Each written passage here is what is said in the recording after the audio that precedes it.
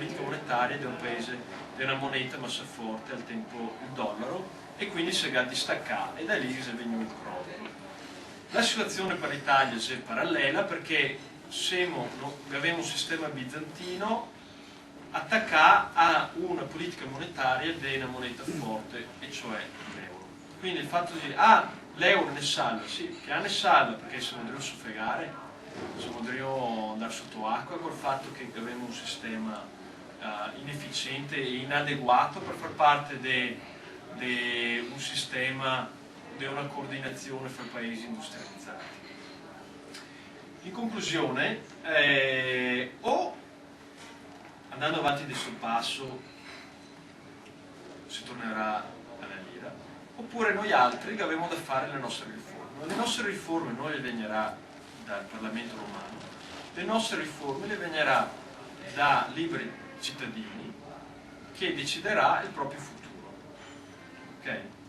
Adesso mi parla anche tanto, sperando che arrivasse Paolo che entrasse. No, comunque negò tante altre del materiale, però magari se teniamo per la discussione, no? Queste qua forse tanti di voi altri che già visto.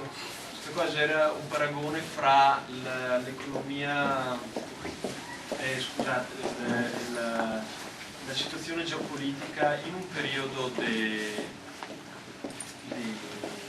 commercio libero come era il Rinascimento, quindi il parallelo quantistato ad esempio, appunto perché essere olandese, essere genovese, essere veneto al tempo aveva da far parte di certi grandi contenitori, il mercato era europeo, quindi ti conveniva far parte di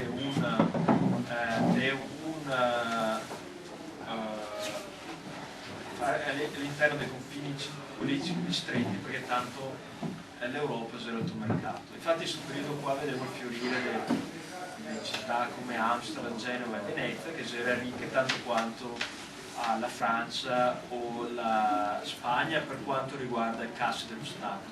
Se guardiamo i cittadini veneziani, genovesi e olandesi erano molto più ricchi dei sudditi francesi, spagnoli, e anche parla di città-stato come delle oligarchie, ma in realtà parliamo del caso di Venezia, una famiglia suddiese, o in genere, anche non è solo Venezia nel suo sistema, anche tante altre, c'era sempre in medio il 10-15% delle famiglie che era rappresentata, che fosse il consiglio, che fosse insomma l'assemblea del potere.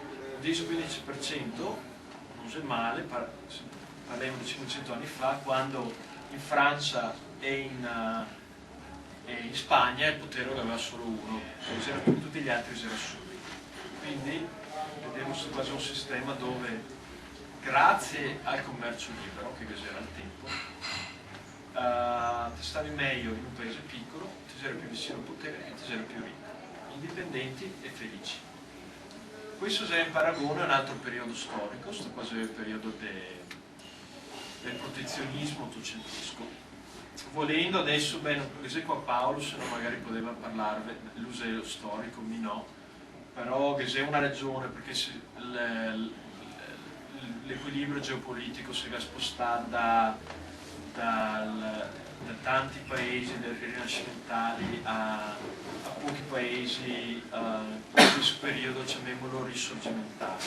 Il fatto è anche il costo della guerra, cioè, una volta che dai cannoni e tutto, magari fino al Medioevo le battaglie le faceva insomma con le spade o al massimo con lo sciuppetto. Dopo, una volta che avevi i cannoni e tutte queste robe qua, allora ti aveva un costo di difesa che è molto maggiore, fortezze eccetera eccetera, quindi per economie di scala conveniva far parte di un impero, di un regno molto più grande, appunto per difendersi meglio.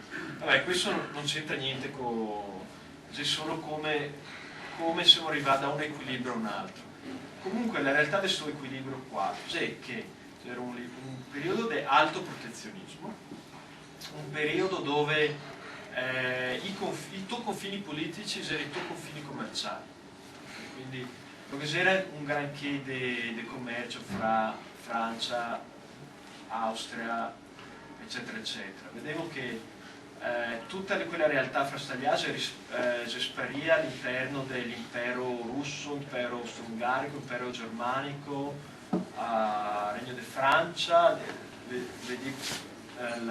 l'Irlanda che è stata fagocitata dal Regno Britannico, addirittura Svezia e Norvegia che faceva parte di un regno, e per la prima volta vedevo saltare fuori il Regno d'Italia. No? Questo cosa era un periodo che tutto sommato non conveniva far parte di una realtà piccola, perché i tuoi confini politici erano i tuoi confini commerciali, quindi al manco faccio parte dell'impero austro-ungarico, così vendo da Budapest fino a Innsbruck e Trento, nel caso di stamani.